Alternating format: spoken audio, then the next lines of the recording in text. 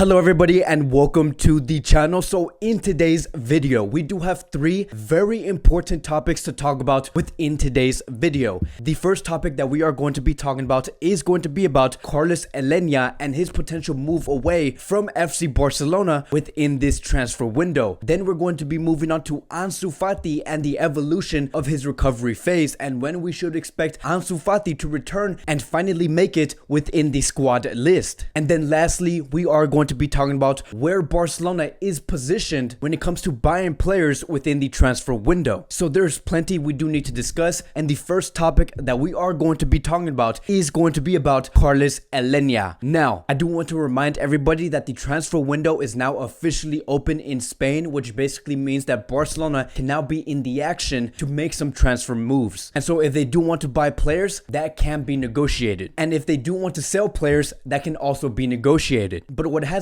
strangely been happening within this Barcelona club is Barcelona have been really focused on loaning out players in this winter transfer window. And the three players that has been highly talked about when it does come to these loans, it has been about Riqui Puig, Mateus Fernandes, and Carlos Aleñá. As for Riqui Puig, I do expect Riqui Puig to stay grounded. I do believe that Riqui Puig does understand where his position is at. He knows that he does have a position within the club, and so I do assume that Puig is going to stay grounded in Barcelona, regardless if the sporting directors or the coaches do try to talk him away from his position. As for Mateus Fernandes, there has been many reports coming out within the past 2 or 3 weeks, and according to Rack 1, they have stated that Fernandes is looking for a loan and is looking to move away from FC Barcelona. And it's very unfortunate to hear this from Fernandes because we have to remember that Fernandes was not even presented within Barcelona, and now Fernandes is making that first move. He is a player that does want to move away from FC Barcelona because he understands that when you are in your early 20s, you do need to continue to develop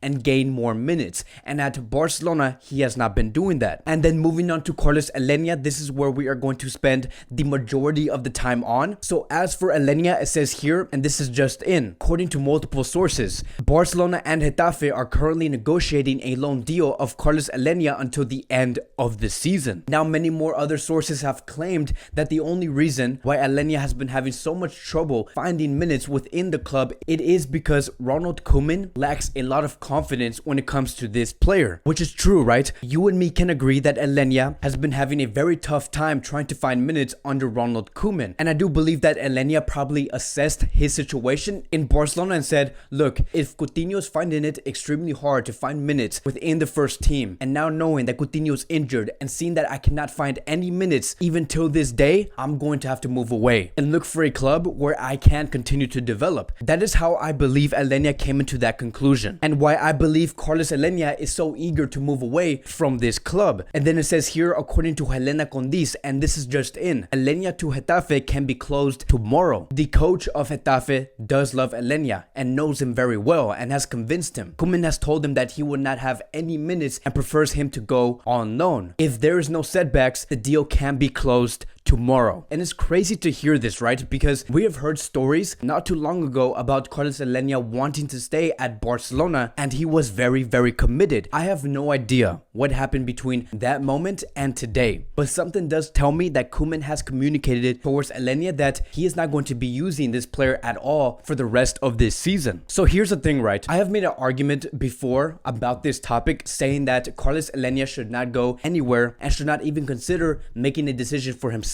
and make a loan move away from this club, and that is because of one reason. That is because the elections are coming, and who knows what the sporting directors or the coaches might say to Carlos Aleñá. But then again, we do have to remember on the timing of this whole situation. Carlos Aleñá is not going to be having much time if he does end up not being in the plans within the next board members, because by the time the new members do come into Barcelona, Aleñá is only going to be having 7 days of a window in order to make a move, and that is a very short amount of time if you do want to make something happen. And I think that Aleñá was looking at that and saying that I'm not going to take any chances. It's very 50-50 on whether the new board is going to be wanting to use me or not, so might as well just make a move right now. And again, that is why I believe Aleñá has made a decision for himself this early. He wants to grow, he wants to develop, he wants to get better, and in order to do that, you do need minutes. So whatever does happen, if Aleñá does end up moving and going for a loan move away to Getafe, we are going to be talking about it here within this YouTube YouTube channel. Now moving on to the next topic of today, and we are going to be talking about Ansu Fati. So this has been a player that we have been waiting on, and ever since Ansu Fati has been absent from this Barcelona team, it really showed that this squad really does miss Ansu Fati. His absence showed the necessity from this player, and I believe that the world and every Barcelona fan is waiting for Ansu Fati's return in this season. And we do have some great news regarding his fitness update, and it says here, according to Javi Miguel, he has successfully completed his treatment to heal the damaged tissue and his meniscus much faster. If the player continues his progression, he could already return by mid-February. And that is some huge news, because we have heard before that Ansu Fati was originally supposed to come back anytime in mid-March, but because Dr. Ramon, who is one of the best doctors in town within Barcelona, he has been doing his job very successfully. And we also do have a reporter named Javi Miguel who has made a bold claim and said, because of the fast progression of Ansu Fati's successful operation, there is now officially a chance that Ansu Fati could be participating in the match between Barcelona and PSG. And no, ladies and gentlemen, this is not about the second leg. We are talking about the first leg between these two teams. And again, that is a huge deal for FC Barcelona, because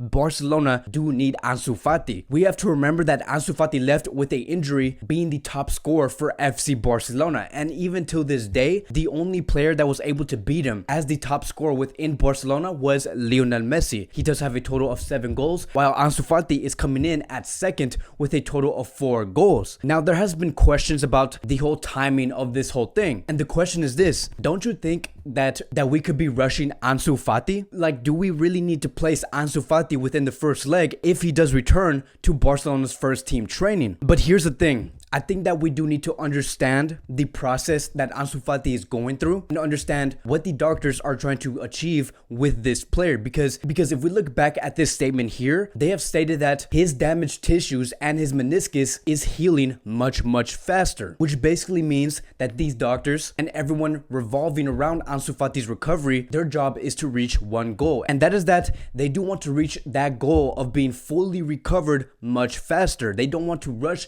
Ansu Fati into the scenes much faster. Those are two different things. Their goal is that they want Ansu Fati fully healed, and when you are fully healed, you are now officially cleared to play. And I fully do trust Dr. Ramon, seeing the recent history he has had with FC Barcelona, knowing the amount of players he has taken care of. Ansu Fati is in good hands. And so there has been another question about Ansu Fati, and that is this: where would you place Ansu Fati when he does return? Where would he be in the starting 11? What would the front three look like for Barcelona, now seeing that we have other players such as Dembélé, Trincao, Martin Braithwaite, and Antoine Griezmann? And my response was this: I do think that Ronald Koeman is going to go for a 4-3-3 eventually, and we could see a front three such as Dembélé, Lionel Messi, and Ansu Fati playing as the left winger. I truly believe that if we have a front three such as this, Barcelona can go really far. And we haven't seen a front three like this in a very long time, because Barcelona, as of late, within the past 5 years, they have always been known to have a real number 9 and then have Messi play as a right winger. And the last time we did have a real right winger and a real left winger and then having Messi play within the center of those two wingers was back in 2011 and 2012, when we did have David Villa, Messi, and Pedro